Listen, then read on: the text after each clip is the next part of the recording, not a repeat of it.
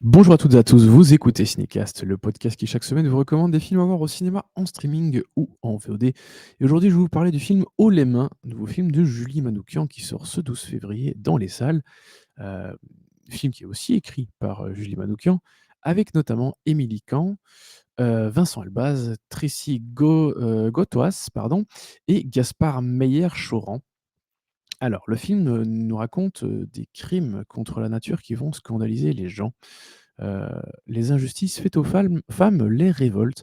Les Green Panthers, qui sont des Robins des Bois d'aujourd'hui, se lancent dans le cambriolage engagé contre les pollueurs et les harceleurs.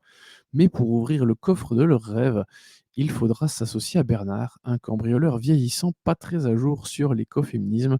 On en parle un peu plus longuement après un extrait de la bande-annonce. Les Green Panthers, ce groupe d'activistes enchaînant les cambriolages chez les patrons d'entreprise, court toujours. Olympe, il y a un intrus dans le garage là. C'est un concurrent. Code rouge. Zora, tu me reçois? Il faut prendre la retraite, papillon. Pourquoi tu l'as ramené? Parce que c'est lui qui a ouvert le coffre. Aucune serrure ne me résiste. Je les chatouille, je les titille, puis je les humecte. Il se fout de nous avec ces métaphores de macho? Il dégage. Mais on a besoin de lui, là. C'est un débris, il tient pas debout. Là, il est en fin de course, il va faire ce qu'on lui demande sans nous emmerder, en fait. Je vous entends là.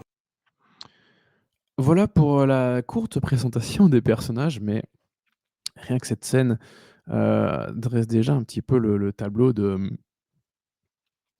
qui, enfin, à qui on va être confronté.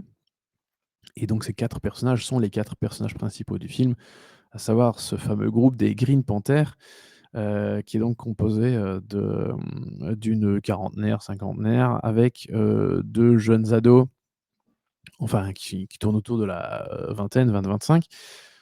Et puis donc de ce quatrième larron qui va les rejoindre, pas enfin tout le monde est pas chaud, hein, mais donc ce vieux bras cassé qui est pas très au fait, des codes de la société et qui a juste envie d'ouvrir des coffres, heu, enfin prendre ce qu'il y a dedans et voilà.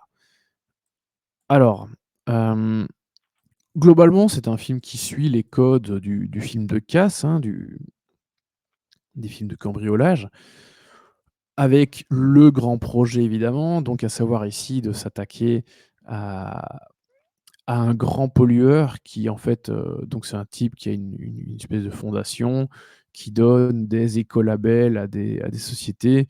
En gros, c'est juste du greenwashing, hein, parce que ça n'empêche pas, les sociétés de continuer de polluer et cetera. Mais, heu, en gros, ça arrange tout le monde de faire ça.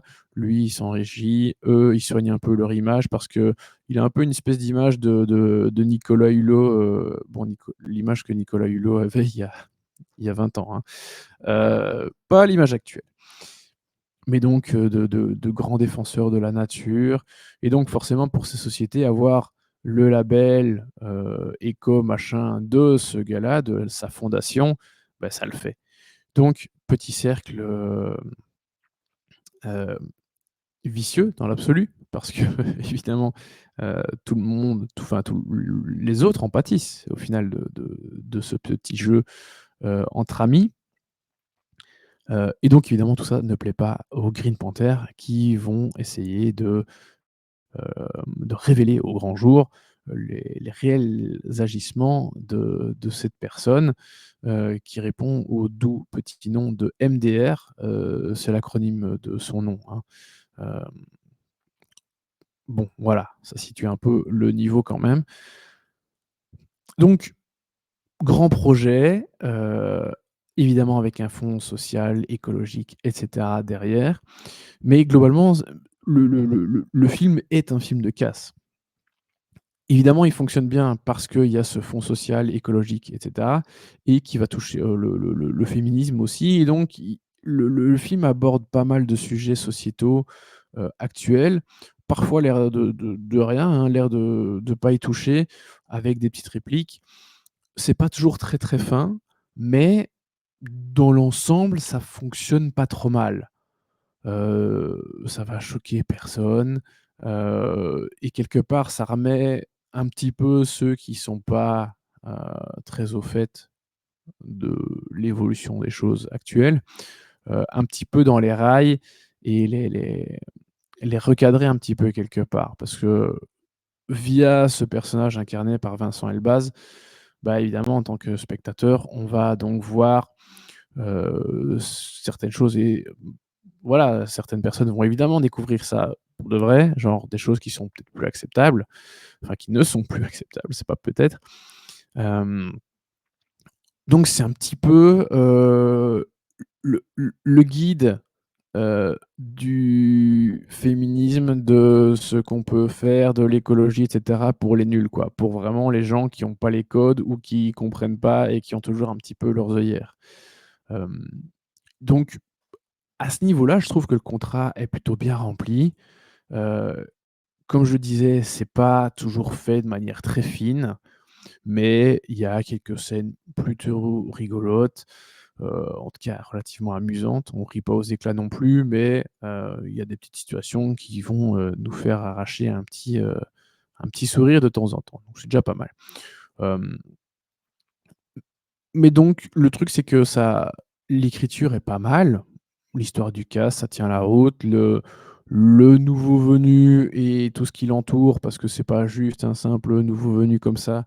Il y a aussi, pas mal de choses, derrière la présence de ce personnage, notamment lui-même est envoyé un peu par les flics, pas qu'un peu, pour essayer d'infiltrer les Green Panthers, hein, qui sont des grands terroristes, attention. Donc on a aussi ce petit jeu de taupe, de casse organisée, de syndrome de Stockholm, de tout ce que vous voulez.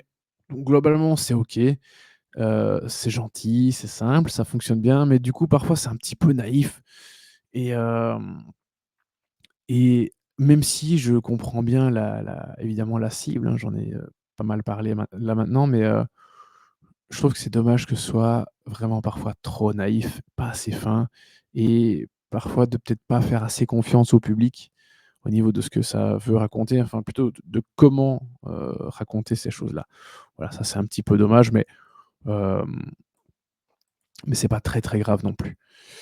Par contre, je suis pas très fan des personnages. Alors, ils sont pas désagréables dans l'absolu, mais je les trouve très caricaturaux, un peu trop, parce que bon, il faut arrêter, de dire que les personnages sont caricaturaux, ils le sont un peu tous et d'un point de vue narratif, on a besoin de personnages caricaturaux pour faire passer certaines choses, certaines émotions, enfin toucher certains sujets et cetera.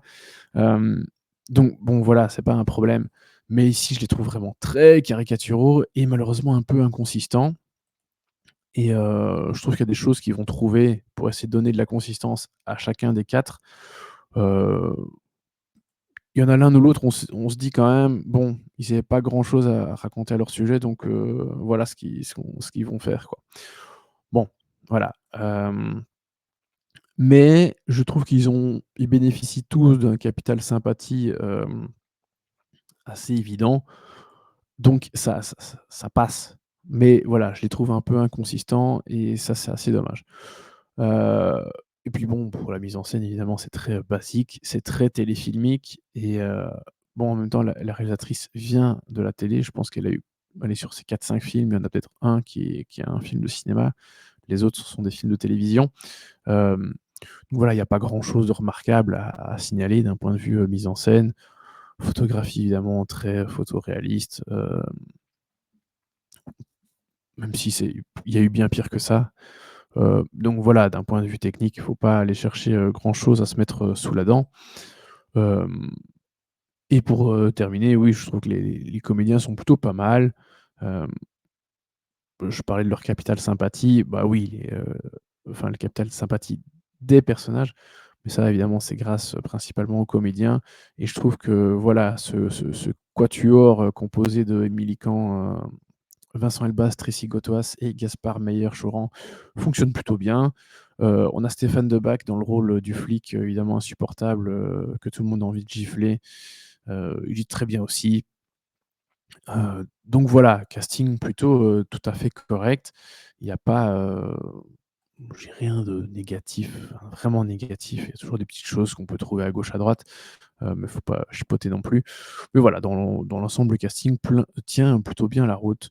Donc voilà, j'avais zéro attente sur ce film, heu, que j'ai vu passer comme ça vite fait avant de le voir, hein, donc vraiment à nouveau, j'en savais rien ou presque. En voyant le titre, l'affiche et cetera, j'ai limite eu des petites craintes et en fait, bon, c'est OK, assez anecdotique, quand même si, voilà, il met le doigt là où il faut, quelquefois. Mais bon, c'est pas un film, hyper mémorable non plus. Ça va s'oublier quand même assez rapidement, même si j'ai, pas passé un mauvais moment non plus, attention. Mais voilà, globalement assez quelconque quelque part. Je dis même pas ça, méchamment, mais voilà, c'est un Xème film qui va, faire, son petit bonhomme de chemin. Ça va pas durer très, très longtemps malheureusement, je pense. Ça va pas être un gros, gros succès. C'est, somme toute assez correct et voilà. Donc, au niveau de la note, bah, c'est du 2 étoiles. C'est pas, c'est assez inoffensif. Voilà, c'est OK, c'est OK. Donc 2 étoiles pour ce Haut les mains qui sort ce 12 février dans les salles. Sur ce, merci beaucoup pour vos nombreuses écoutes et commentaires. N'hésitez pas à nous écouter sur les plateformes de podcast de votre choix, Apple, Deezer, Spotify, et cetera, et cetera. Et à nous suivre sur les réseaux sociaux avec le handle @cinecastbe. À très bientôt pour des nouvelles recommandations. Ciao, ciao.